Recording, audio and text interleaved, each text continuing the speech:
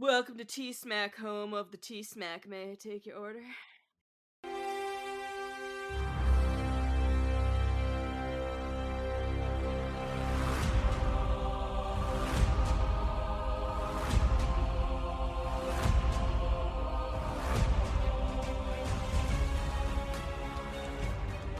Welcome back, everyone, to another episode of Talking Smack, where we talk superheroes, movies, animation, comics, and much, much more. I'm your host, Josh Scar, and joining me, as always, is my furry little tabaxi friend, Alex. Alex, how you doing?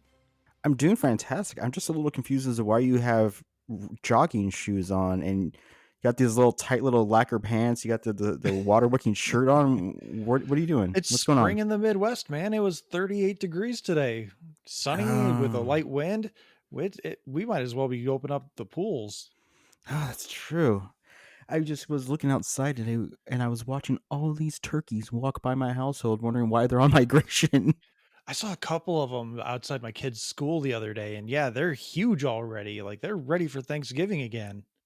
Yeah, and they can fly. They hopped over my fence, flew up onto my shed, and then took off into the neighbor's yard. It's like seeing an owl's legs. Like, you're just not prepared for it. No.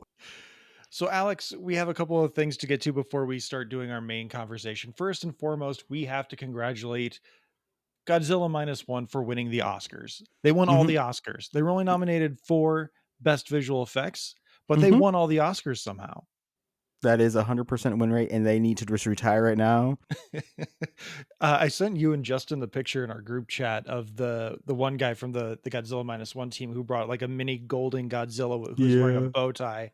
I thought that was fantastic. I hope that came up on the stage. Oh, I I hope I'm so. not watching the Academy Awards, not out No. of protest or anything, but I have no horse in the race this year, so I just don't care. Like Angela Bassett still got robbed last year. I'm hmm gonna die on that hill, just like Moana got robbed the year Zootopia won, and I'm just gonna move on with my life because I mean, more or less, these awards are meaningless. They mean nothing in the overall long term anything. Like they get to put Academy Award winner on their box art if they haven't released the DVD yet, but for the most part, no one cares about these things anyway, other than movie buffs and people who weirdly get invested in certain films and just like the biggest just middle finger to society ever when Suicide Squad in 2016 won for best makeup. Over Star Trek. Seriously. And I think that was Star Trek Beyond Mm. too, if I remember. hmm And that was the one where they had the lady with like the face hugger makeup on the back of her head, and that was all practical. That Oh, yeah. was a mechanical effect. They didn't CGI that. And Yeah, and they didn't reveal Idris Elba was in the movie until the end of the movie, even though he'd been in the most of the movie. Star Trek Beyond was good. That was a really hmm good movie. And it's probably the best of the new Trek too, as Oh, far as easily. new Trek movies, I should say. Oh, easily. There's not a wasted scene. There's space surfing with no, it's not the Enterprise. It's a new ship, but it's still so good. Even me as a non-Trekkie, I was like, yes, this is very good. It captured some of the original series and the Next Generation kind of feel of the beginning montage where they're just space is boring. We keep traveling, been out here for 3 years. Dear Lord, what is, we want to go home. The monotony. I distinctly remember an episode where it ended on a shift change and Data like takes over because he doesn't need to sleep. So he takes over for like the night shift change. And you see the main cast leave. Data stays there, goes to like the captain's area. And then a bunch of other officers appear and they dim the lights because it's night watch. And I was just like, that is a lovely little detail that just adds so much to the world because of course we're only watching, we're only seeing our cast, our shift doing the awesome shit or getting called in because oh crap, stuff's going down, and then they all take their spots. But no, there's a night shift. There, they dim the lights. Maybe they put on some mood music. Half the screen is like space. The other half of the screen is like a movie. That does raise a great question. What does the night shift do during some of these more all-encompassing shenanigans. I'll have to ring Matt and find out. He'll have a good answer. Maybe Leo. Yeah, that would be great. It turns out it's like, well, actually, if you look at Star Trek Beyond and you look at the actual suits that they're wearing, you actually see the night shift officer was killed when they landed, and then you actually see the midday crew is actually right there in that back shot. He's like, do they not get a say? Do they not get a vote? The night shift crew, they just sleep in the escape pods just in case. Exactly. Their rooms, their apartments are escape pods just in case. There's actually a protocol when they're separating the saucer section from the main part. They have to wake up the night crew to get out of the pods. Quickly to the saucer section. We're abandoning your pods. We're all way off topic.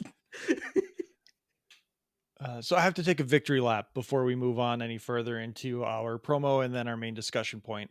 Last week I thought we reviewed Dune 2, Dune Part 2, Tune, whatever you want to call it.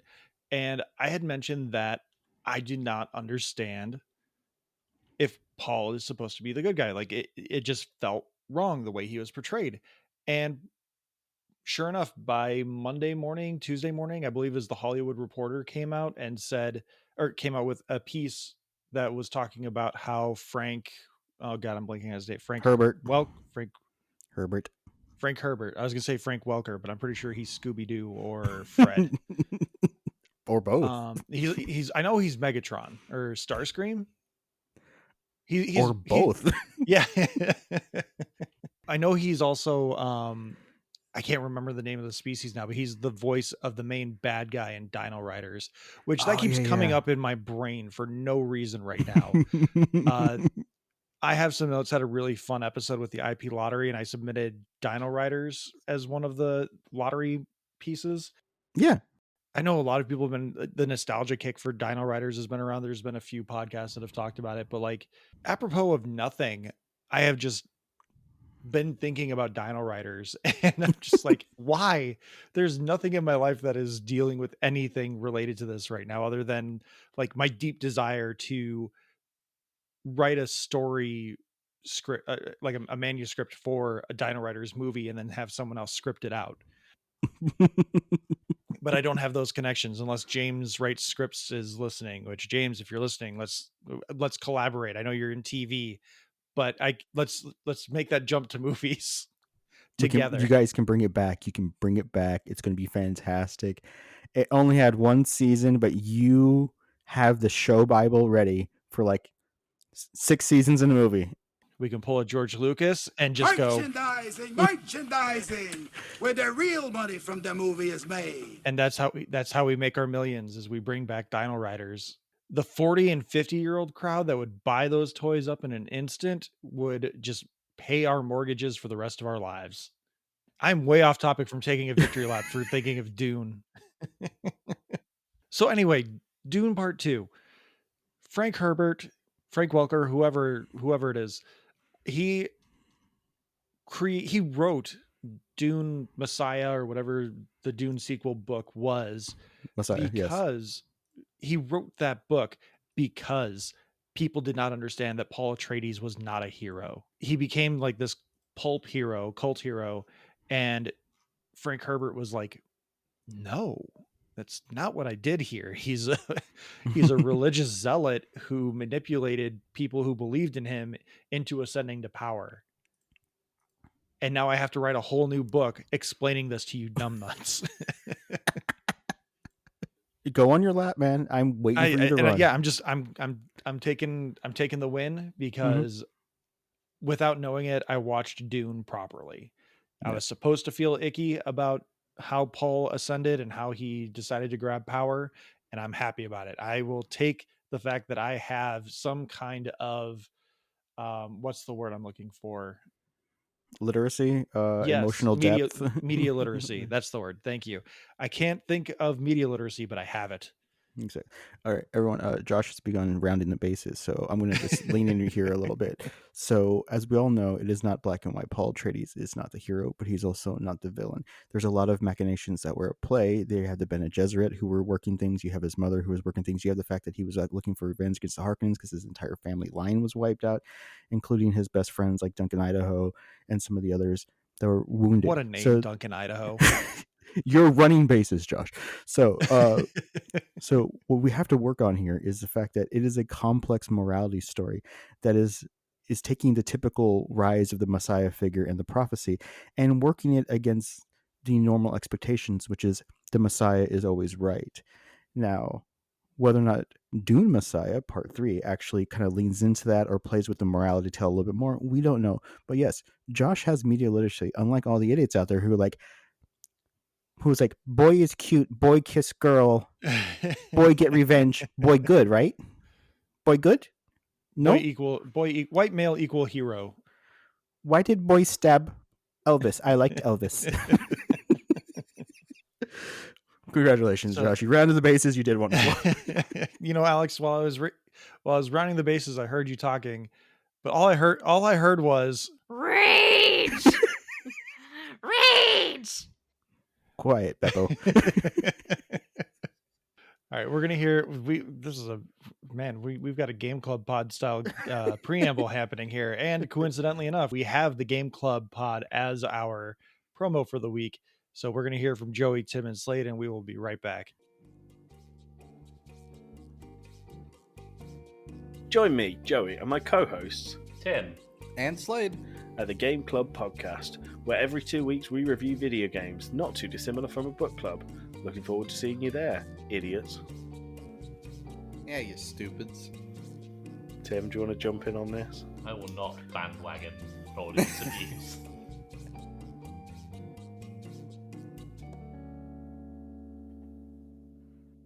And we're back, and I just have to say, Slade was trying to troll me. We're recording today at March 10th, Mario Day, and Nintendo confirmed that there will be a Super Mario Brothers 2 movie and that they're building towards a Mario cinematic universe. Not like a Nintendo cinematic universe, but a Mario cinematic universe, which feels so on point after that movie, that vanilla ass movie, that they would just be like, MCU sounds good. No one has that, right? Oh boy. I think Slade got mad because I said I had a sneak peek at the script and it was just someone holding up a vanilla ice cream jug. Like, if you enjoy that movie because it's full of Easter eggs and things you love, and it's a very okay movie. I don't know what else they could have done to make it better other than get rid of Peaches and also get rid of the stupid soundtrack and use actual music from Nintendo. I don't know what they could have done plot wise to make it a better movie. I have hope that they can improve on it and grow, but I also have no hope that they're going to do anything original considering it's Illumination. And that is my very concise review of Mario from last year. Wahoo! So we're here to talk about Avatar: The Last Airbender 2024. And Alex, you're going into this cold. You have not seen the original Avatar: The Last Airbender, the animated series. Nope. Have you seen the movie? There was this dark period in my life I don't remember. It was about 95 minutes. And I was that Madam Web? Oh, thankfully that was only 94 minutes. There's a second black period, which is like, I vaguely remember seeing it like 14 years ago, and I just was like, eh. No, so I went in fairly cold. I had watched one or two of the Netflix trailers, and I did want to see it because I wanted to see the big fuzzy thing get petted, and it did get petted, which is Appa, nice. Yes. Appa, yes. My feelings on it are kind of complex because there is a lot of peaks and valleys in this. Yes, that's a great way to put it. Yeah, some of it is the writing, some of it is the acting, which I will never intentionally insult a child actor. I can, however, insult the casting director who did not find appropriate chemistry between our group of child actors. The ending almost completely redeemed it for me, except for one particular thing we'll talk about in spoilers. But I will say that the characters I enjoyed the most was the Uncle Uncle Iroh, yes. Iroh, thank you, and June. Yes. I love June. I love June. I love her. June. I love her Hound of Tendelis or whatever that creature was. To me, it acts and looks just like the Lovecraftian Hound of Tendelis. That is this like evil dog creature that licks and knocks you out. Yeah, the sheer shoe. Yeah, that was fantastic. I love their playful flirting of her to him and how uncomfortable he looks. You know, even though they're fairly age appropriate. I looked up the actress; she's in like her late 30s, and the uncle is what he's in his early 50s, I think. That was very playful and cute. I loved the mix of martial arts, katas and forms to waterbending. I mean, to the bending that they're doing. Like, that was fun. At first, I was like, this is so dumb. The Fire Nation attacks and, like, they're doing fireball kick flips and stuff. And it's like, actually, this is actually, and it started to work for me after a while. To see the people, like, you know, average person could kind of deflect or block with, you know, some of their own stances or weaponry. Like, they went to that first island and they were using like Kyoshi war Island. fans, and I was like, that was cool. I really like this. And that since they don't have like an active a very many active earthbenders there, that they have this elite guard of ceremonial warriors. I was like, this really works for me. The world building more than anything works for me. Mm-hmm. But my issue is that the characters seem more like they're on a travelogue than they are in an Odyssey. I like that a lot because that's exactly how I felt after watching the movie. I actually went into the movie cold. I had never seen the animated series. When I walked out of the movie, I was like, well, that was something. It wasn't good, but it was something. And I sat on it probably for 2 or 3 months. And then Really? randomly I came home from work one day, saw that the series was on Netflix, and I was like, let's see what this is about. I gave it 3 episodes. And then over the course of the next 4 days, since I had a long weekend, I finished the entire series. Whoa. That's like, is that like 40, 50 episodes? It's like 70 some episodes. Wow. I think it's like 26, 26, and 23. But the final episode, I think, is like 90 minutes long. And you binge that. Yeah, I had nothing better to do. I was in my mid 20s and was not attached to anyone. So what else Okay. was I going to do with my time? Play a video game? I worked at GameStop. I wasn't going to play more video games, especially when Avatar: The Last Airbender was on Netflix and I needed to watch it. So seriously, the cartoon hooked you that much after 60 minutes of 3 episodes, 60 minutes? You were just Roughly, like, yeah. I was all in. Oh, wow. It got me hook, line, and sinker. It's so good. Okay. And my review of this is watch the animated series. Oh. I don't think that this is as heartless as like some of the Disney remakes. There are genuinely good moments in this, and there's good adaptations of the animated series into this. But the animated series, among other things, because obviously it has 70 episodes to get through this, where it would seem that Netflix is limiting themselves to 24 episodes to do this. They have confirmed since we're recording that they're going to do seasons 2 and 3. I would assume they're going to do them back to back or pretty close together, and hopefully get them done before the actors completely age out of their roles. Mm-hmm. And they leave some wiggle room, because one of the plot points is that Sozin's comet arrives every 100 years. It's kind of like Halley's Comet. It's on a timeline. You can count on it. We know when it's coming. But in this show, they're just like, it'll come soon. we have a general idea of when it's coming. Okay. I think we would have to get into spoilers for me to ask some of my next questions. Yeah, I mean, it's a almost 20-year-old TV series. I think we can go full spoilers. Okay. So one of my main questions that I have regarding this Avatar, the Avatar character, is in the series, does he act like a little bitch and refuse to learn how to waterbend? That is my biggest gripe about this show besides other my biggest gripe is Aang is like an anti-Peter Parker in this show. He accepts the responsibility, but he doesn't want the power. Where Okay. Peter is like, I want the power, but not the responsibility, but he understands that with the power comes the responsibility. All right. And I can't tell you how many times in this show Aang just goes, I have to learn waterbending. I'm the Avatar. I let people down. And I'm so sad about it. And I'm mad about it. And I shouldn't even be here. I'm not supposed to be here today. And it just, the animated series, he kind of accepts his fate. I think after episode 3 or 4 is when they do the Airbender, the Southern Air Temple, where he sees Gyatso's bones and he has like a big freak out. Because the running theme of the show is his mission is to learn the elements and become the Avatar. He has Yeah. accepted that in both versions of the show, but in the animated series, he's still very much also about having fun and being a kid, because that's the whole reason he ran away. He didn't want the responsibility. He accepts that he has the power, but he still wants time to be a kid, because the tradition was the Avatar does not find out that they're the Avatar until they're like 16. Oh, okay. But Okay. because of the Fire Nation impeding on borders, they have to take drastic measures. And Aang's not emotionally prepared to take on the responsibility yet, because he's only 11 years old. Mm. I think they did a decent attempt at like that Aang is still 12. He was just frozen for 100-ish years.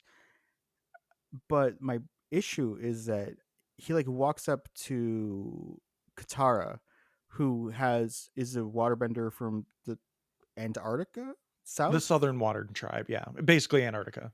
and she ends up like being given a scroll, and she's practicing her forms from a scroll and getting better. And he never tries in this. No, and she even says like, "Do you want to work together?" And he's like, "Nah." Nah. And then starts splashing water on her with his hands. And I'm Yeah. like, "Ah." And even then, like second to last episode, where he channels with one of the other waterbender ghosts, Avatar spirits, yeah. yeah, spirits, and he's like, you have to do it alone. She goes to learn, which I did like that kind of thing, where she went to go learn forms with the women, and turns out that the women are only allowed to learn healing magics, because of course. Mhm. But even then, she like storms back over to the To Paku. the bigot leader, and is like, well, then test me. And they get into this fight, which is really cool. I enjoyed seeing that. But that is after Aang has been told, you got to kind of do this alone and got to learn how to do waterbend. And he at no point is like, cool. I mean, he could have pulled the, hey, I need to learn waterbending on the Avatar. You guys, I don't know how to learn it. So she just whooped your ass. You teach both of us. If you're going to make me sure I save you, you have to also teach her or something. There could have been like some kind of explanation for him not going, hey, I want to learn too. In the animated series, you're already onto better ideas, which the animated series does. In the animated series, Aang and Katara have been practicing. Aang is like slightly proficient at waterbending. Oh, really? But he doesn't have like the same skill level that he should, being the Avatar. So when they get there, Paku, they're like, yeah, Aang and Katara are like, yeah, we're going to learn from the masters in the Northern Water Tribe. It's going to be great. Paku does his thing where he's like, we don't teach girls how to offensively waterbend. They learn healing magic. That's what they're good for. And Jeez. Aang and Katara both kind of have a little tiff with Paku about it. And then Katara says, no, you're the Avatar. You need to learn to waterbend. And Aang has the idea that like, oh, and I can teach you at night. We can do it in secret, and I can that teach works. you these things. Yeah. And then Paku is essentially says, you're disrespecting me and my tribe and my culture. Fuck you. No. And then Katara goes off, and I think they do an okay job translating the fight. But that is probably the most heartless part of this show, in my opinion, because the fight between Paku and Katara is very visceral. Katara has no formal training other than what she has learned from the Water Scroll. And when she goes up against a master, it is just her going on instinct and raw power versus years of teaching. And they recreate that fight for the moments, but I did not feel the same power and anger from Katara or even Paku, because he's like, I'm going to teach a whiny little girl a lesson. That's his motivation in this fight. He's like, you think you can go toe to toe with me? Okay, let's go. And Katara is like, I'm going to prove to you, you misogynist old bigot, that women can do this. Yeah. And the fight is very intense, and you see some really cool stuff out of both of them. But in this live action one, as someone who has seen the animated series, they're just hitting the beats. They're like, Katara did this, we're going to do that. Paku did this, we're going to do that. And it none of it feels authentic. It just feels like this is what people expect to see. We're going to put it on screen. It's done. Moving on. So I will say I did like that fight. I thought it showed some emotion, like her frustration. But I do see where you're talking about, like, Paco seemed more showing disinterest than anything else. I do get what you're saying, that the cartoon probably had more vengeance to it, more manipulation and an intention to hurt her, versus him just kind of like, whatever, we're still going on. The thing that I did not like about the end of that fight was, once it kind of, and it's still, well, she lost, but it kind of got to that stalemate. She was exhausted, he was walking away, and the kids, kind of the other waterbender guys, kind of ran up to her like, where'd you learn the disc thing? I wanted them to stay on her for a few beats more, of that moment of appreciation where she's being sought after for her knowledge and her skill. And instead, the camera kind of pans over to Aang and her brother, who were like, oh, okay, she's alive. She did so great. Hooray. Yeah, and then she runs over to them and is like, yay. What I noticed was that the others in the background who were like, hey, can you teach us? They're still kind of lingering there.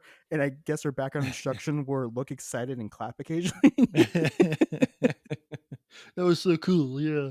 Yeah, there's some weird stuff going on in this show. Weird decisions. And my biggest complaint, besides just adapting an animated thing that does not need to be adapted, is that I got a lot of Ahsoka stunt vibes from the show. And I think it gets better throughout it. And maybe it was intentional, or maybe I'm giving them too much credit, because there are some things, like very early Katara is not, for lack of a better word, and no pun intended, fluid in her bending motions. It's very stiff, and she's standing very like tight. Okay. And in these forms and in these motions, it's supposed to be like second nature. It's supposed to be just like you're gliding in a walk, and you're just moving, and you're feeling the water, and you're pushing it. But the show just always, it feels more like a very deliberate, and I don't even know how else to put it. It never felt like a natural thing. It felt very forced. And I don't know if it was the choreography, the way they framed it, the fact that they really wanted to make sure we saw that it was the actors doing it instead of stunt people.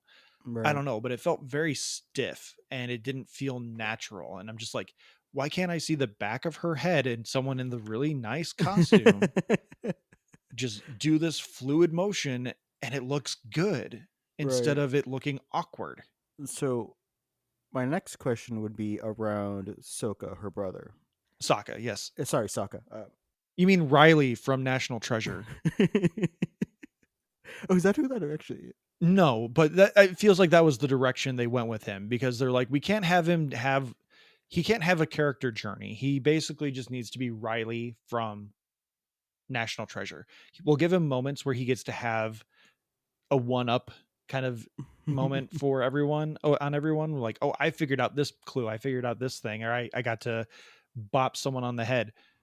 But for the most part, he's just there to make a snarky comment, point out how insane things are, and scream.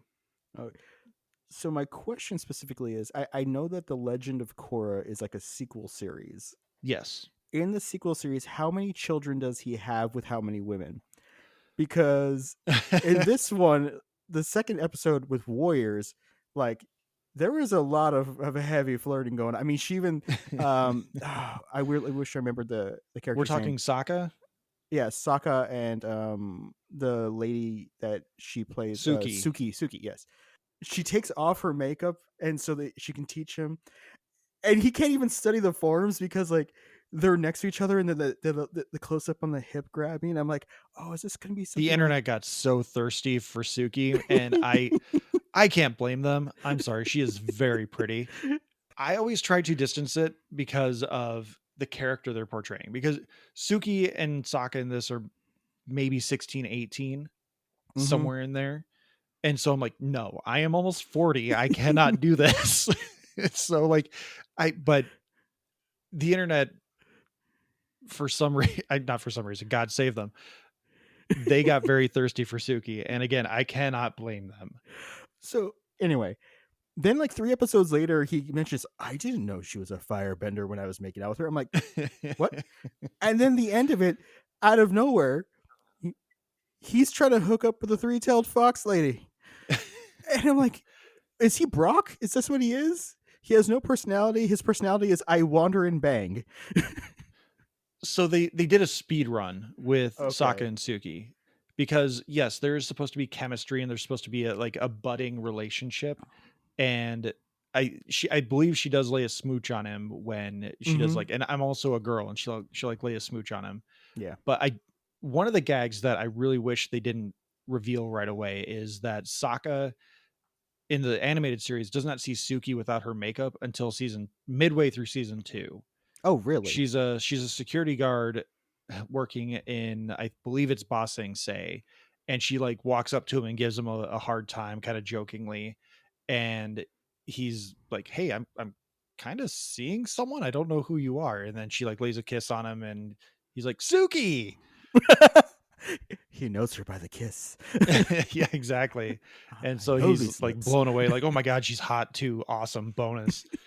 That warrior makeup is stunning. They translated that very well, although I will say that the gold tipping on the inside of the eye annoyed me, because that's not practical for a warrior to have. Like, yeah, it's very elaborate makeup, but you're not gonna do like, okay, we've got the white, we've got the red on the eyebrows, now a little bit of gold just to accentuate your eyes. Like, you're going to war, you're not going on a first date. You're not going to see the matchmaker. So like that little detail irked me, just because it felt very cinematic, and it broke up the way the makeup worked. It looked great, but it's not practical. So does he make out with every girl to the village they go to? No, he has, I think, maybe 3 relationships that they acknowledge. One of them is with like a firebender that he like flirts with and doesn't realize she's a firebender until it's too late. But that one is also a passing joke. We don't get any screen time with that. But season 1 is supposed to be more about Sokka and Yue. He has a connection with Suki, but there's something about Yue that really just, he falls madly in love with her the moment he sees her. Whereas in this show, I don't even know if they ever really translated into him being in love with her.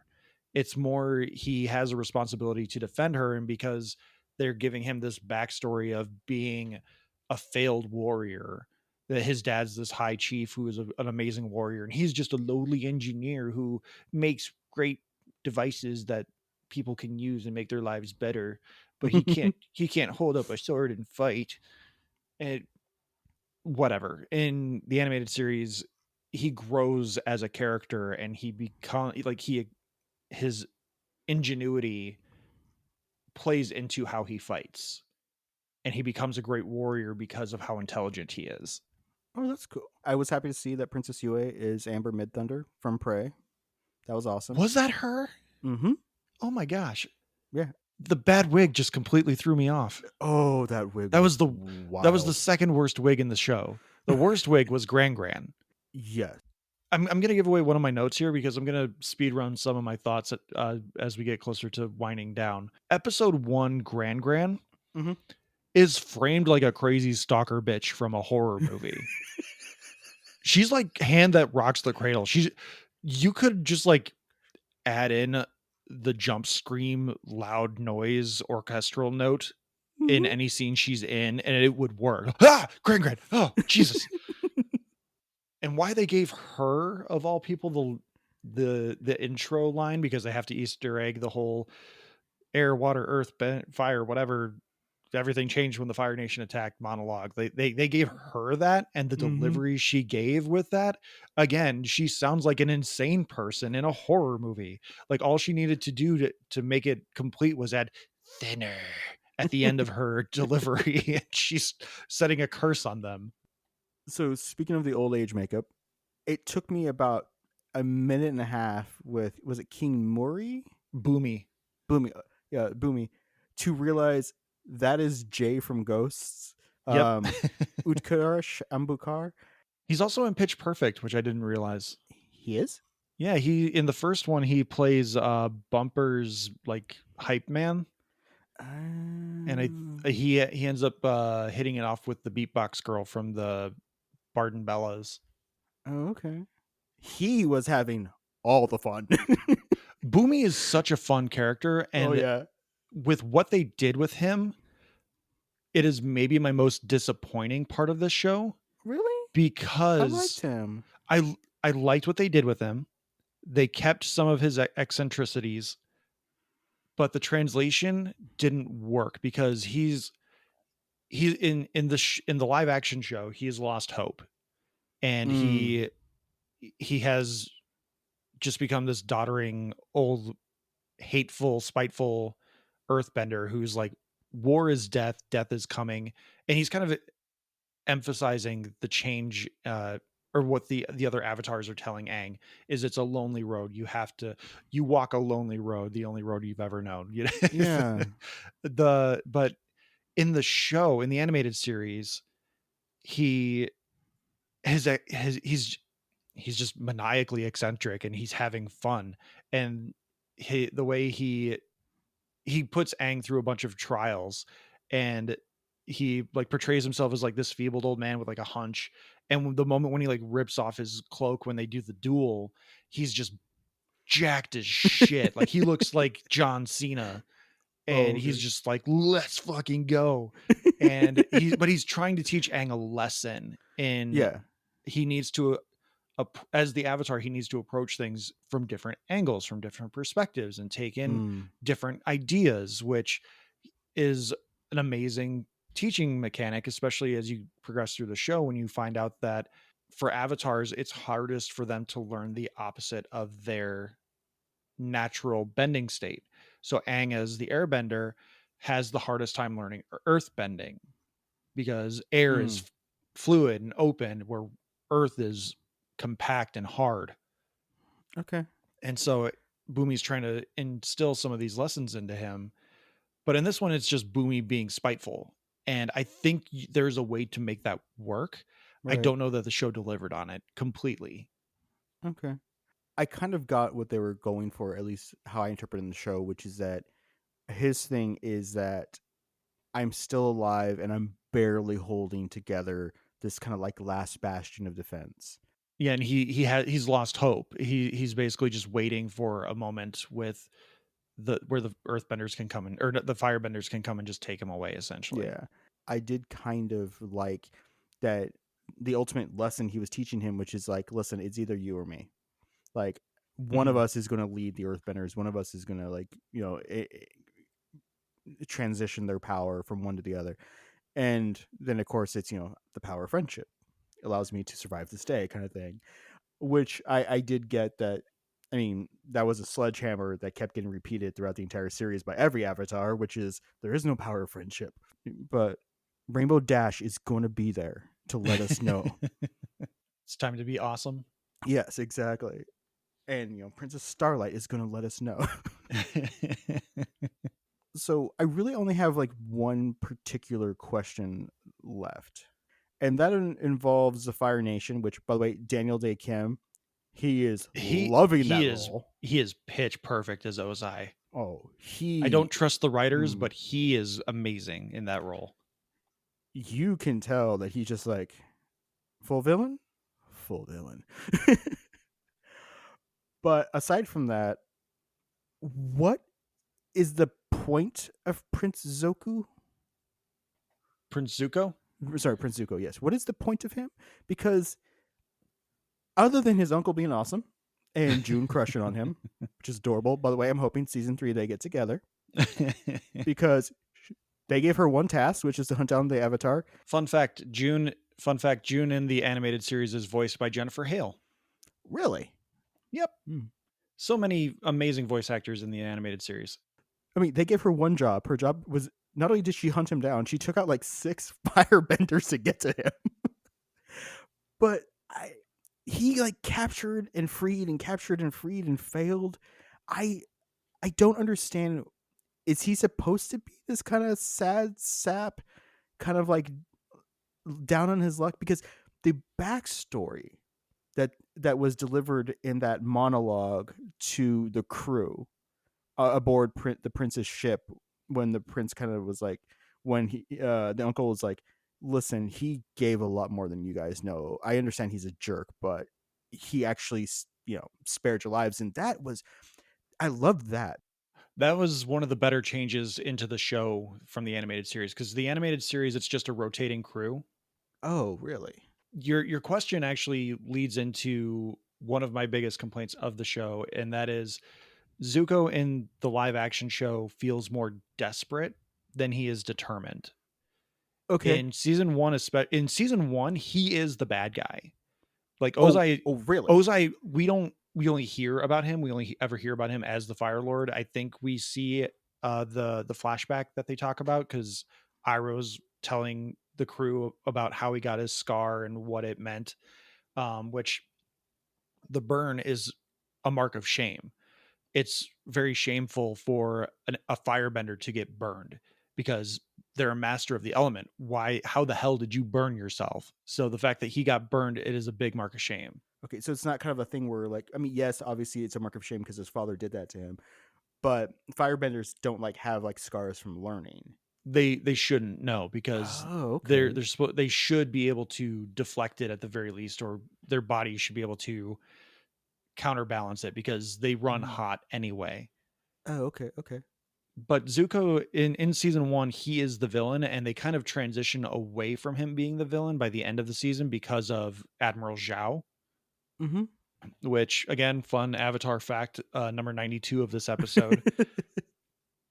In the animated series, Zhao was inspired by Jason Isaacs' character from The Patriot. Oh, really? Okay, And I can see that. The creators actually reached out to Jason Isaacs and said, hey, do you want this role? Because we created it specifically because of you. And so he came in and he did it. Oh, that is awesome. Okay, that's cool. What they did with Zhao is another thing I think they did really well in making it different and not exactly the same, because in the animated series, Zhao is just a well-to-do, well-respected commander in the Fire Navy. Mm-hmm. And he because he bumps into Zuko randomly and finds out that the Avatar is still around due to him having his crew just kind of share some drinks, share some talk, and finds out the Avatar is still alive. So now he has this mission to just gain power, because he's a very prideful, well-to-do guy. So like more power means more respect, means more money, means everything. He's not in. Again, we're full of spoilers. So Zhao's motivation in the live action is that he wants to become the new Fire Lord, which is so fucking stupid, because Azula is the one feeding him all this information and building him up. Yeah. She's not going to let him become the Fire Lord, and she's definitely not going to marry him. She's 12 and he's like 45. Oh no, she wants to be the Fire Lord. Yeah, she wants to be the heir to the Fire Lord. So that plan is stupid on so many levels. I don't like that motivation. But I do like him kind of being this like slimy, low level commander who just, he's the perfect pawn for Azula to use to get to what she wants. I love that he has a stenographer traveling with him, and he's like correcting the stenographer. And I was waiting for the joke, because it's an obvious joke when you have a stenographer with you and you're pointing things out that you once said, or like, oh, adjust my speech lines and stuff like that. That when something doesn't go your way, and the stenographer notes it down. Don't write that down. I love that. What are you doing? That is perfect, because that is the perfect setup, and you know what's coming, but it's played just right. I think Zhao in both versions of this show is a highlight. But to get back to the question about Zuko, in the first season, he is the antagonist. He is the main villain of the show, and it slowly transitions into Zhao because Zuko has an arc to play. But his main motivation for most of that season is I've got to hunt the Avatar, I've got to restore my honor, and I've got to go home. And that is his determination. And he is operating on the belief that the Avatar is hiding somewhere. He thinks he's hunting a 115-year-old man, and he was mastered all the elements, and he's just waiting for a moment to strike, or he's trying to live like a nomad's life and just live out his days until the Fire Nation can't find him and he's dead. But Zuko has belief that he is hunting the Avatar, that his father would not send him on a fool's errand that would just lead him to living his life abroad. Okay. And that's where my biggest problem with the direction of Zuko in the show is. And he's another one who feels very stiff. Like there are moments where he's supposed to be intense or he's feeling something, and the actor's just standing there with his hands at his side, like, I am feeling things. I can't convey what they are, but there are emotions happening. I don't know if they're sad or upset, but they're happening. I want to say that part of that is just how gregarious that his uncle is, because Paul's son Hunyuli, if hopefully I'm pronouncing that correctly, he is so personable and just so go with the flow, and he's just fantastic in this. Yeah, Iroh is a great role, and I think Paul's son Hyung Lee was an amazing choice to play that role, because he can convey all of the emotions that are required with Iroh. Mm-hmm. I'm going to get into my episode notes here because I can't praise Paul Sun Hyung Lee enough. When they announced the cast for this, Yeah, I was upset that they had Ozai and Azula cast, because they're not even supposed to show up until the final moments of the last episode, and they don't even have. Ozai has a few lines, Azula has nothing, and then interesting. Iroh is like the heart of the show. Okay. Even with Aang, Katara, Sokka getting into Toph and everything, but like Iroh is the heart. He's the Interesting. guy that is just holding the emotional beats of the show together. Yeah, I don't really have any more notes or anything or questions.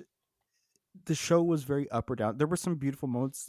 I think that the 2-part episode with the whole going into the fog thing, that was, unless it comes back up later as being super important, that to me was a fetch quest that they dragged out for 2 episodes. What I really just want to see is from seasons 2 and 3 is that I want to see Aang start to learn. Mm-hmm. I think he's gone enough of the whole I was gone. I have now communicated with 3 of the other avatars. With all the other avatars, I haven't learned crap. I almost lost myself without my friends and a sacrifice bringing me back from Water Godzilla. I want to see him actually study and learn, because the only person I felt who actually had the agency to study and learn was Katara. Yep. I do think it was a little bit of a cheat to, at the end of it, basically call her she's mastered her work already. But they did give her she's a quick learner and she was studying, and also she's supposed to be a prodigy. Yeah, she once she figures it out, she's just full on waterbender Katara. Yeah, and that's really good. I like that. I want to see Aang now learn. That's what I want from him. And that's one thing that I don't know why they're not letting him learn, because if I remember, the Northern Water Tribe sequence is 3 episodes, and it's one entire episode is the building up to Katara versus Paku. They arrive at the Northern Water Tribe. They have their whole thing. Sokka has a rivalry with Han, because Han's just like this surfer dude who's like, I'm totally gonna marry Yue. You don't know what's going on, bruh. And they just made him this humble dude that he's as vanilla as they come. He's as vanilla as the Super Mario Brothers script. Sorry, Slade. Yeah. Princess Yue already broke up with me. I understand if you're going after her, dude. I am fine being a cuck. Yes. Let's fist bump. How many children do you have already right now? Wow, that's a lot. Han is a really fun character to hate because of how invested you get in Sokka in the animated series. Because like he only partially listens to Sokka, because there's a point where they are asking Sokka about like, oh, what do the firebenders wear? Because or they're like, we stole these firebender uniforms, and they've got these like big upward spiky shoulder pads and stuff, and Sokka's like, that's not what they wear anymore. And Han's like, what do you mean? We stole these off of firebenders. Like, where? In the firebender graveyard we have over in the the wasteland. Like, yeah, they haven't worn these for 100 years, man. And so then Sokka's like updating them on who Zhao is, and Han finds a way to get into Zhao's ship, and he's like, Admiral Zhang, you're gonna get your ass beat, and then he gets flown out the window. That's funny. It's they butcher so many characters in the name of speed running some of these storylines. But let's get into my notes. This is going to be a little bit of a longer episode, but I'm going to speed run some of these, and then again, if Alex has anything, we'll bring it up. Go for it. So episode 1, first notes are the extended raid on the air temple from the prequel era before Aang gets lost. Extended raid of the air temple and beginning of the war undercuts Aang's journey because he has to learn this, and we as the audience should go on that emotional journey with him. Aang just accepting that he's the Avatar and training by the end of the episode also undercuts his journey because he still wants to go have fun. The whole reason they go to Kyoshi Island where they meet Suki and they have that little adventure is because he wants to go ride some giant koi fish. Like, he still wants to like enjoy the world. He doesn't fully grasp what the Fire Nation has done to the world. And so Aang just being like, I'm the Avatar. I have the responsibility. Let's go do this thing. It doesn't work because it takes the joy out of Aang. It takes the childlike joy that he has in life. Because one of the things that he has that he's supposed to do to people is instill hope in them. But him just being very stoic and like, I'm sorry I wasn't here, I'm going to fix it. That doesn't work. That doesn't bring hope. Okay. If by more mature content, because the original creators were brought onto this project and they left due to creative differences because of quote unquote mature content, it seems like it's because they really wanted us to see the Fire Nation immolating people. That happens a lot. That was pretty brutal. And they seem to enjoy it. Those showrunners, they linger on it a lot. Like, we see Monkey Atso and many airbenders get immolated, and maybe even some kids. Like, I know it's implied, but like, I can't remember if like some younger kids or older kids get shown being killed. The visuals were solid. It's not a terrible first episode, other than again lingering on the immolation. It still feels very surface level because they have to speedrun all this stuff. And my big nitpick for that episode is Gran feels like a crazy stalker bitch. Episode 2, much better overall product. The stunt performances remind me of Ahsoka, very stiff action. Zuko feels more desperate than determined. Big nitpick for this episode is, again, streamlining Aang's character arcs is hurting Aang's story. He comes across as an anti-Peter Parker, which I mentioned earlier. Episode 3, clunky combination of at least 4 episodes. The Water Scroll and Pirates, Jet, which fuck Jet. In any iteration, that character is the worst. The Mechanist and his handicapped son who flies around, and which, were you able to see the airbender that they were talking about in that episode where he's like, I think there's an airbender, look over there, there's an airbender? I did not see shit. I have no idea. Like, did they forget to put something in? They forget to put a VFX shot in? I think so, because I know he said it, but I'm like, was that supposed to be like a diversion or something? Like, what was the point of that? I didn't get that. So in the animated series, they live in another air temple, and they live up in a mountain with air currents and stuff, which is how he's able to fly. Mm-hmm. How the hell is he taking off from the ground at Omashu? I don't know. How is someone taking him up the mountain to like push him off? Like, trust me, I'll be fine. Just push me, man. I've tried this before. Danny Pudi as the Mechanist, though, was really good. Yes. I appreciated him. And then the story of Omashu getting to Omashu. There's 4 episodes that they just bunched into that one, and it does not work. Mainly because the Jet storyline, which again,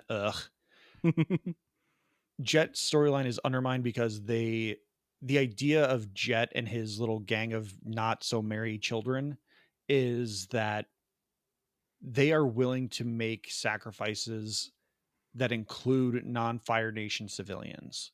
In his storyline, they're planning to burst a dam on a town that the Fire Nation is inhabiting, but there's still civilians living there. And that's when Qatar and everyone's like, "Oh, Jet's a bad guy." No, see, they're not willing to make sacrifices. They're willing to sacrifice others.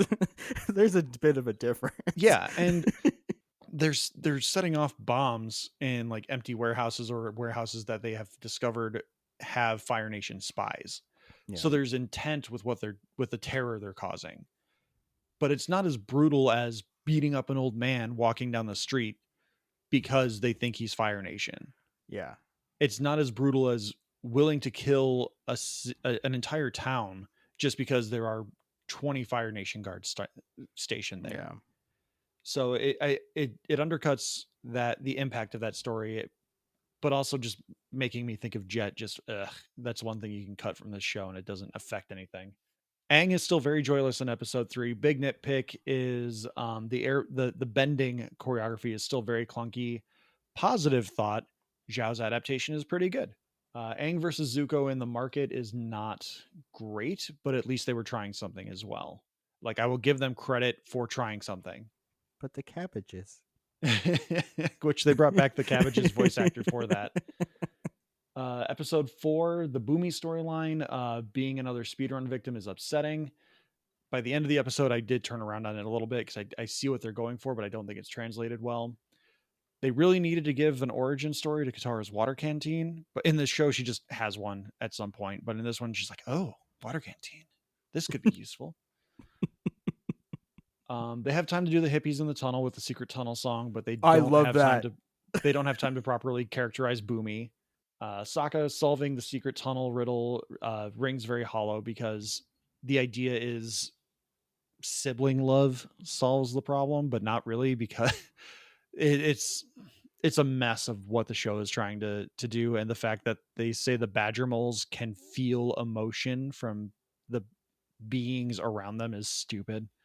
When Iroh gets captured, or when Iroh's being transported by the Earthbenders, that is probably the worst translated portion of Iroh from this show so far, because one of the things that makes Iroh in the show is his loss at Ba Sing Se. He lays siege to it for over 600 days. The city cannot fall. He's had this dream as a child that he was going to siege and claim Ba Sing Se. And so he laid siege to it for 600 days. He didn't do it, came back home, lost his mantle as heir to being the Fire Lord. And in this moment when he's being transported in the animated series, he's like, "I acknowledge my defeat at Ba Sing Se. You guys were better for that 2 years that I tried to sack your city and I couldn't. I've moved on. I'm trying to be a better person." But in this, he's just very sullen and quiet. Like he's not respecting the Earthbenders, because that's one of the things that makes Iroh so interesting, is that especially in season 1, he is Zuko's lieutenant. He is his right hand man, and Zuko is very much Fire Nation is the best nation. We will bring peace to the world by dominating it. And Iroh is just kind of like, "I'm with you, my dude." But then you see this other side of him where he's respecting all these other cultures. And it's like, where is this dude coming from? What is this? But in this, he's just very much like, "Zuko's my boy. Let's just move on." We get the funeral scene with Iroh's son, and they're trying to make me feel something with the musical theme that they play there, the Little Soldier Boy. Yeah.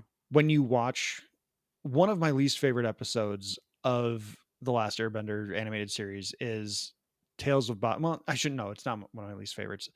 There are certain parts of it that are my least favorite, but I think it's the final vignette that they have from Tales of Ba Sing Se is Iroh having this beautiful day out in the neighborhood. He helps some kids. He helps some kids get into mischief. He helps a little girl like sew up her doll, makes a little baby stop crying, gets complimented by the mom. And he's just being jovial and wonderful. And at the end of the episode, we find out that he's going to have a picnic so he can mourn his son on his son's birthday. And he sings him a Aw. song, and it is heartbreaking, and you cry every damn time. Aw. They try to play with your emotions by playing the Little Soldier Boy theme in twice in that episode. And I was like, you're not getting me. This is a shitty ass episode. When Iroh gets stabbed, they're firebenders. They could cauterize the wound. But they're like, oh God, okay. we gotta get you on the ship. You're gonna bleed out. Like, cauterize it. Like, that should be firebending day 2. Like, oh, someone gets a wound. I will have to disagree with you. I think episode 5 with Heibai is the best episode as far as like translating the show. The very next episode is more disappointing, but I liked a lot of the stuff that they did in this episode. Heibai looks amazing. The Aang bringing his friends along on the journey, I think, is an interesting twist on the story that they bring in, because in the animated series, Sokka gets taken by Heibai, and we just don't see Sokka, and Aang goes on a spirit world journey. But I think episode 5 is, for anyone who has watched the animated series, that's the best episode they have on this 8 episode season 1. Episode 6 is okay. The meeting up with Roku, I think, was cute, but it's really janky and forced and rushed. I think episode 5 is also where we meet June and her Shirshu. Episode 6, we see June again. We see the flirting. The lack of resolution with the Heibai spirit is very disappointing, because that's one of the more hopeful moments in the animated series, because we see Heibai as this monster throughout this entire, I think it's a 2-part episode. And when we come back to Heibai and Aang shows Heibai the acorn, it's like, it's going to grow into a tree and this whole forest is going to regrow and it's going to be beautiful. Heibai calms down and turns into a giant panda. Really? Yeah, it's a beautiful little panda, or giant panda, and it's very docile, and it's like, yeah, okay, cool. I see what you're saying, man. And he goes on with his life. But like, we see, like, it shows us what the spirits can do, because when they're calm and when they're peaceful, they present themselves as like animals that we recognize. But when they're angry and when they're upset, they transform into these monsters. Interesting. And in episode 5, we see like Heibai's got like this scratch on his face and all these other things, but we get nothing out of it. There's nothing that comes from introducing Heibai, other than fans of the animated series get to see what that live action interpretation of the Heibai angry spirit looks like. Everything else from that point on revolves around Ko and Aang learning more from Roku. And it's really disappointing that Aang does not get to give hope even to the spirits. Because again, Aang is supposed to be a symbol of hope. Okay. Last 2 episodes here. Episode 7, Katara and Paku's beef is undercut, and the fight feels like the most heartless thing in this adaptation. They just wanted to recreate moments and went along with it. Conclusion is bad. Zhao's adaptation continues to be interesting and probably the best long-form part of this adaptation. Azula being introduced throughout the series and like her little tests with Ozai is dumb. Episode 8, Zhao's death is dumb, because he's supposed to die from his hubris. He's not supposed to die from Iroh murdering him. Okay, I can see that. Iroh is not supposed to intentionally harm anyone beyond just like defeating them in battle, because again, it undercuts who he is at this point in his life. So making him kill Zhao in protection of Zuko is stupid, because there's so much I don't want to spoil for people, because my ranking is watch the animated series. I think if you don't like animation, but you want to see some cool kung fu action, this is good enough. But the animated series is so damn good. So last few notes from episode 8.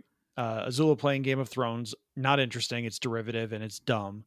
Also, the way they took Omashu is stupid, because Omashu is, because of who Bumi is and how eccentrically brilliant he is, he says, lay down your arms, let him come in. We're not going to win. We will win another day. Really? Yeah. And it's like no casualties, no loss of life. But because they're so obsessed with showing how brutal the Fire Nation is, we have to show them in all their Nazi glory and do all the like, oh no, it's so dark and grim and so much despair and lack of hope. Whatever will they do? they have Aang, and they have a zany group of characters around Aang that will save the world because that's the point of the show. But they don't. There's just something missing in all of that. Yue's death is not impactful at all because they didn't bother taking the time to set up the relationship with Sokka. Yue's death is heartbreaking because people, namely someone we love in Sokka, cares about her deeply. Sokka only cares about becoming a warrior, and he's upset that he's stuck on bodyguard duty and that he met this lady in the spirit world once. Yeah, during that part, when he'll murder the moon, my wife was going, well, they can bring it back. I'm like, and she's like, yeah, they already established she has a bit of it in her. She's, she just needs to give that up. No, I did not expect her to die and become the moon, but that did more and more seemed a very, very obvious solution. And in this, Sokka does not care. He only cares because he failed in his mission. He doesn't care because someone he loves died or sacrificed themselves so that they can live. It rings hollow, and it doesn't work even more so because in the animated series, her dad reveals to Sokka that when she was a baby, she was sickly, she was going to die. He was visited by the moon spirit and gave him a vision that his daughter would become the moon. Aww. And so Sokka, in his own way, helped her fulfill this prophecy, this destiny for Yue. Okay. But it means nothing in this, especially without the symbolism that they put with Yue, because in the show we get a flashback where we see this sickly baby with dark hair, and when the moon spirit touches her, her hair turns white. She's healthy, bouncy baby girl, happy, loving life. And when she gives up her spirit to become the new moon spirit, her hair turns black again as the life leaves her. It's beautiful. Amazing. Like, that's the one thing that the M. Night Shyamalan movie got really right, is like you can like it's like a reverse flare where you see like the light dim from her head and it becomes black hair instead of white. And they didn't do a wig as well. The wig is atrocious. That wig is really bad. There's some very, very questionable facial hair prosthetics and wigs. And then the last thing I have is Aang's journey continues to be less and less hopeful. He's supposed to have learned waterbending by this point. Like, he's not supposed to be a master at it. That's part of his journey with Katara in season 2, is that they have to build this relationship that's not just about them being friends, but also a master and apprentice relationship. They have to find that boundary, while also Aang has to learn the other elements. In season 2, it's Earth. So it becomes much more about what does it mean to be the friend of your teacher, and what does it mean to be the friend of your student, between Sokka and Aang. But that's something they could still get into, but it's undercut a lot by some of the stuff that they're already doing in the show. Okay. Prediction. Based off what you just said, and I'm going to go full on stereotypical, the way any writing works. Aang and Katara are going to get together, aren't they? Yes. Okay. Yeah, so I thought. To go back to your question about Sokka, as far as I'm aware, we have no answer to whether or not Sokka bore any children. I believe it's confirmed that he and Suki got married, but I think that might have been a doomed relationship. Like, they might have gotten divorced or something might have happened. It's left very vague. Oh. But I believe they're doing a trilogy of movies regarding the more adult, like young 20-something Team Avatar. Okay. I'm okay. All right. But I believe that's supposed to be for like Paramount Plus. I don't know if it's supposed to be theatrical. So those are my notes as someone who I have religiously watched the entire run of Avatar: The Last Airbender at least once a year, if not once every 2 years, since like 2010. And there's still details in lore that I'm not familiar with. But I also watched Legend of Korra. I watched that less frequently, only because there are issues I have with Korra being very stagnant character. She has really good moments, but then they just go back to square one with her. So your yearly rewatch of the Avatar series is my yearly rewatch of the Matrix trilogy and Animatrix. All right. So, Alex, what would you say is Avatar: The Last Airbender Netflix edition? Is it a must see or a pass? I actually enjoyed it. So it's a must see, especially since it's been canceled. You know, they renewed it for seasons 2 and 3 and promptly canceled it. So we're gonna get the ending, which is good, and that's really all I can expect. I'm going to be very curious as to how they handle they filmed it like 3 years ago. They are doing season 2 and 3 back to back because they're trying to keep the kids from aging out. So uh, we're gonna see what happens. I'm hopeful that with some Unlike Aang. yeah, hopeful that we get some maturity. I would like to see Suki back. I want to see where the direction goes with the prince, because to me it's Zuko's journey is so good. I mean, I understand you want to watch the show, but it's going to take us 4 years to get seasons 2 and 3. Like they'll probably release season 2 in 2027, 2028 after all the VFX are done, and then they'll do season 3 either later that year or early 2029. So watch the animated series and get the full enjoyment of these characters, because if you like Suki, if you like Zuko, you don't even know May and Ty Lee, really. Those are Azula's 2 little friends that are with her, May and Ty Lee. I don't even think they name them in the show. They're all amazing. Okay. Does June come back? June, I believe, is in 3 or 4 episodes, and she comes back by the end of season 3 as well. Okay, then I will watch it, because June is which again best. voiced by Jennifer Hale, so bonus points. So give me your rating, because I have now one additional thought that I want to ask you as the credits are rolling. My rating is pass. Oh, it's mainly because I think I figured out why they do this thing, besides the fact that Netflix gets people talking about it, and it rakes in people viewing it. My mother-in-law reached out to Ricky and she was like, "Oh yeah, we started watching the new Avatar: The Last Airbender." They did such a good job updating the movie. And I wanted to throw something. Because that's what they're making these adaptations for. That is who they are making these adaptations for. Is people like my in-laws, particularly my father-in-law, who does not like animated stuff. They will refuse to watch animated things because animation is for children in their eyes. And it just, that got my blood boiling, because Ricky tried to get them to watch Avatar. When we first moved in together, I sat her down and we watched the box sets. I had the DVD box sets. I went out and bought those after I binged them on Netflix, because I don't know how long this is going to be on Netflix. I bought the box sets and we watched them. No, it was even before we moved in together, because she was still living at home and her dad was pirating rentals onto a hard drive. And so I let her take the DVDs and he moved them onto his hard drive, and he just never watched them. She tried to get them to watch, but he just was like, "Oh, it's a cartoon. No, I'm not going to watch this. I'll steal them, but I won't watch them." Oh, that's funny. But just watch the animated series. That's my rating. Is okay. The animated series is so much better, and because it's animated, there's not as much inconsistency in the visual representation of things.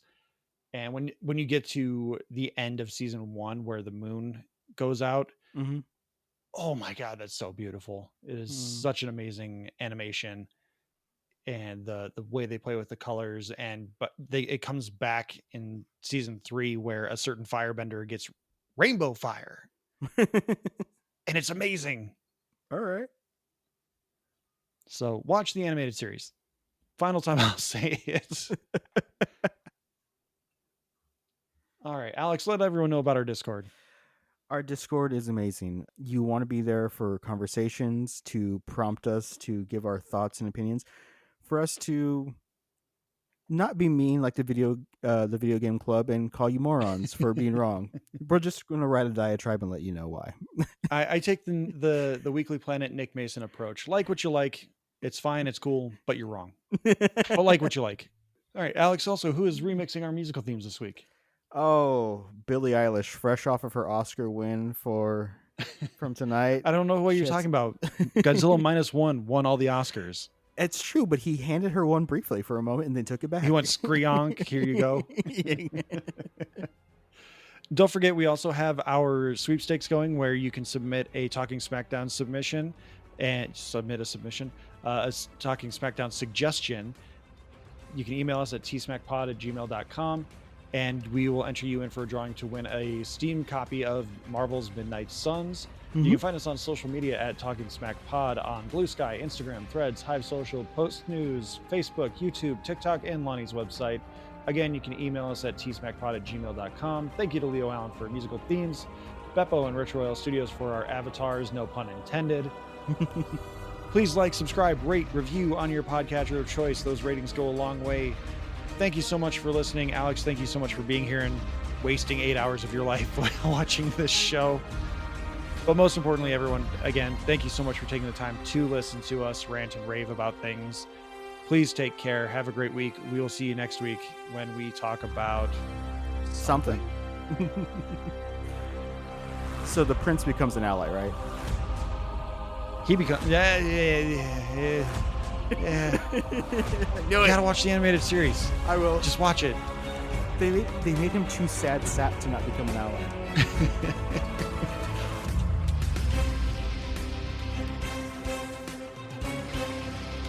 Watch Avatar: The Last Airbender, the animated series. Right after Star Trek. Star Trek, the animated series. Lower Decks. Who loves T-Smack? I love T-Smack. Is it true? Mm-hmm. I do, ooh.